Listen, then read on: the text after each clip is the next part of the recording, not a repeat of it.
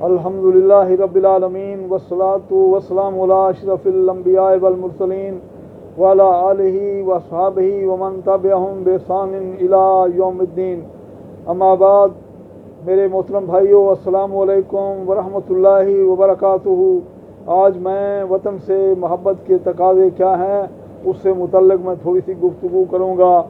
اللہ تعالیٰ نے انسان کی فطرت کے اندر یہ رکھ دیا ہے کہ جب انسان پیدا ہوتا ہے اور جس گلیوں کے اندر وہ کھیلتا ہے، پلا بڑا ہوتا ہے، اور جس زمین کا وہ پانی پیتا ہے، اور جس فضاؤں کے اندر وہ سانس لیتا ہے، اور وہ جن لوگوں کے درمیان رہتا ہے، ان کی محبت، ان سب چیزوں کی محبت اللہ تعالیٰ نے انسان کی فطرت کے اندر ڈال دیا ہے.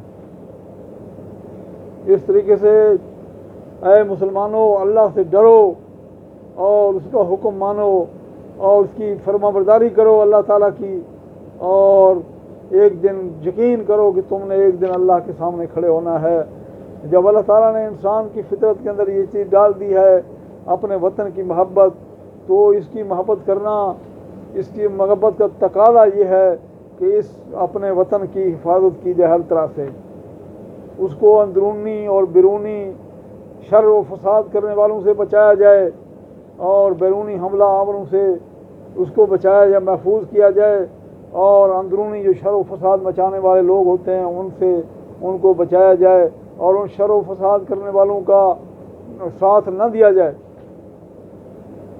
وطن سے محبت یہ ایمان کا تقاضا ہے.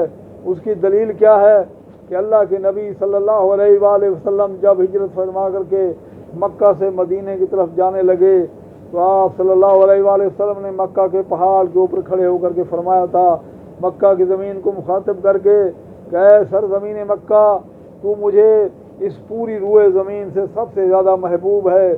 اگر یہ تیرے شہر کے لوگ، تیرے یہ لوگ مکے کے لوگ مجھے نہ نکالتے تو میں کبھی تجھ سے نہ نکلتا. اس طریقے سے مہاجرین نے مکہ چھوڑ کر کے مدینہ گئے، اور یہ ان کی فضیلت ہے ان مہاجرین کی.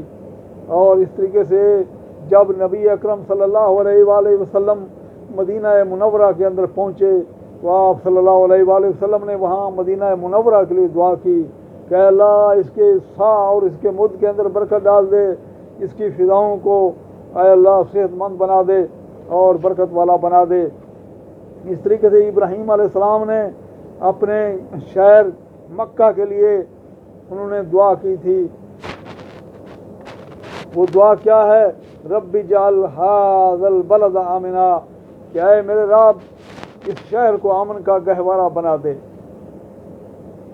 یہ امن انتہائی ضروری ہے ملک کے اندر، کہ اگر امن ہوگا تو وہاں کے لوگ خوشحال ہوں گے، لوگوں کو روزگار ملے گا، اور لوگوں کی نوکریاں ملیں گی، اور کوئی وہاں پریشانی نہیں ہوگی.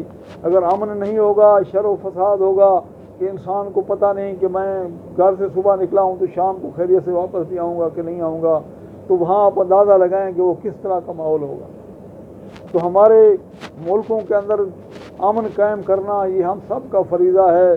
تمام مسلمان جو ہیں ان کا یہ فرض ہے کہ اپنے ملک کو امن کا گہوارہ بنائیں، اپنی گلیوں کو صاف ستھرا رکھیں، اپنے محلے والوں سے، اپنے جو قریبی ہیں ان سے محبت کریں، اور وطن سے محبت کریں، اور اس کو ہر قسم کے شر و فساد سے بچائیں. اللہ تعالیٰ قرآن عظیم کے اندر فرماتا ہے فَلْيَعْبُدُوا رَبَّ هَذَا الْبَيْتِ الَّذِي أَطْعَمَهُم مِّن جُوعٍ وَآمَنَهُم مِّن خَوْفٍ. اس گھر کے رب کی عبادت کرو، اور جس نے تمہیں بھوک کے اندر کھانا کھلایا اور خوف کے اندر امن عطا کیا. تو یہ امن بہت بڑی نعمت ہے. اللہ تعالیٰ ہمیں اس ملک کو امن کا گہوارہ بنانے والا بنا دے.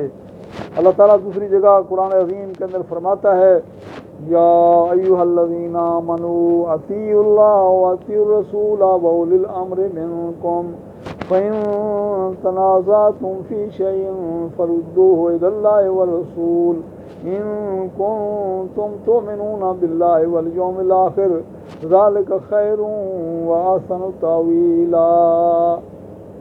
اے ایمان والو، اللہ کی اطاعت کرو اور اللہ کے رسول کی اطاعت کرو، اور جو تم میں سے حکام ہیں اولی الامر ہیں ان کی، اگر تمہیں کسی چیز کے اندر تنازع پیدا ہو جائے فردو الی اللہ و رسول، تو اس کو اللہ اور اس کے رسول کی طرف لوٹاؤ، اگر تم اللہ کے اوپر روز قیامت کو ایمان رکھتے ہو۔ تو میرے دوستو، یہ ایمان کا تقاضا یہ ہے کہ ملک کو امن کا گہوارہ بنایا جائے۔ وہ امن کا گہوارہ کس طریقے سے بنے گا؟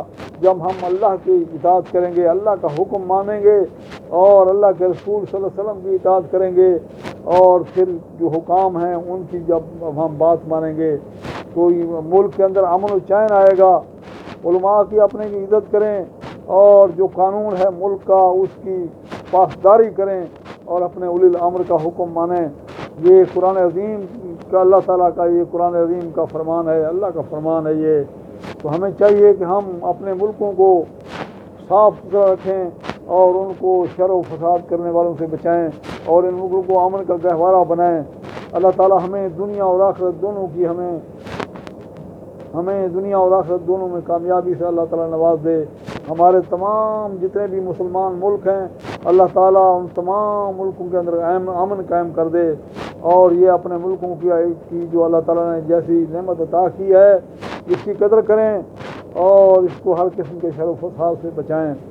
اللہ تعالیٰ ہمیں دنیا اور آخرت دونوں میں کامیابی سے نواز دے۔ السلام علیکم ورحمۃ اللہ وبرکاتہ، وآخر دعوانا ان الحمد للہ رب العالمین۔